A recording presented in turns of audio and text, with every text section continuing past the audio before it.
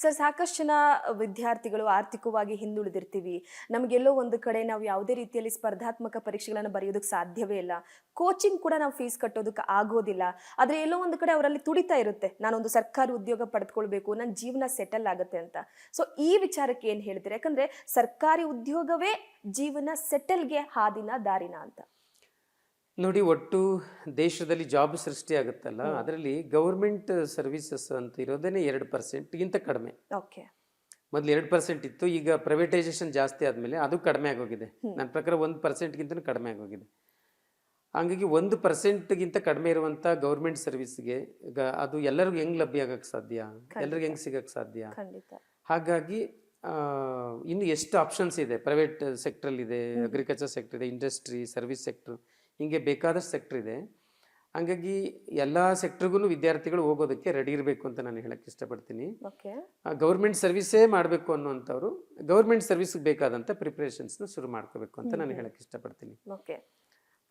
ಈಗ ನಾವು ಯಾವ್ದಾದ್ರು ಒಂದು ಹೊಸ ಕೆಲಸಕ್ಕೆ ಕೈ ಹಾಕಿದಾಗ ನಾವು ನೆನ್ನೆ ಇದ್ದಂಥ ಮನಸ್ಥಿತಿಲಿದ್ದರೆ ಆಗಲ್ಲ. ಅದು ನಾವು ಹೊಸ ಕೆಲಸಕ್ಕೆ ಕೈ ಹಾಕ್ತೀವಿ ಅಂದರೆ ಅದಕ್ಕೊಂದು ಹೊಸ ಸಿದ್ಧತೆಗಳನ್ನ ಮಾಡ್ಕೊಳ್ಳೇಬೇಕಾಗುತ್ತೆ. ಅದು ವಿದ್ಯಾರ್ಥಿಗಳು ಗಮನಿಸಬೇಕಾದಂಥ ಮುಖ್ಯವಾದ ಅಂಶ ಅಂತ ನಾನು ಭಾವಿಸ್ತೀನಿ. ಓಕೆ ಸರ್, ಈ ಬಾರಿ 56,000ಕ್ಕೂ ಹೆಚ್ಚು ಉದ್ಯೋಗಗಳನ್ನು ನಾವು ನೇಮಕಾತಿ ಮಾಡ್ತೀವಿ ಅಂತ ಸರ್ಕಾರ ಹೇಳಿದೆ. ಒಂದಷ್ಟು ನಿರೀಕ್ಷೆಗಳಿದೆ ಸರ್. ಯಾವ ಇಲಾಖೆಯಲ್ಲಿ ಯಾವ್ಯಾವ ರೀತಿಯ ಹುದ್ದೆಯನ್ನು ನಿರೀಕ್ಷೆ ಮಾಡ್ಬೋದು ಅನ್ನೋ ವಿಚಾರವಾಗಿ ಏನು ಹೇಳ್ತೀವಿ?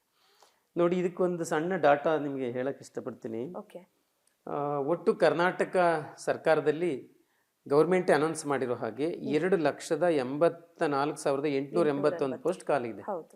ಆಯ್ತಾ? ಇದರಲ್ಲಿ ಆಶ್ಚರ್ಯ ಏನಂದ್ರೆ ಶಾಲಾ ಶಿಕ್ಷಣ ಮತ್ತು ಸಾಕ್ಷರತೆಯಲ್ಲಿ 79,694 ಪೋಸ್ಟ್ ಖಾಲಿ ಇದೆ. ಉನ್ನತ ಶಿಕ್ಷಣದಲ್ಲಿ ಸುಮಾರು 13,599 ಪೋಸ್ಟ್ ಖಾಲಿ ಇದೆ. ಅಂದ್ರೆ ರಿಕ್ರೂಟ್ಮೆಂಟ್ ಅವಶ್ಯಕತೆ ಇರೋದು ಖಾಲಿ ಇರ್ತಕ್ಕಂಥದ್ದು. ಇನ್ನು ಆರೋಗ್ಯ ಮತ್ತು ವೈದ್ಯಕೀಯದಲ್ಲಿ ಹೆಚ್ಚು ಕಡಿಮೆ 37,572 ಪೋಸ್ಟ್ ಇದೆ.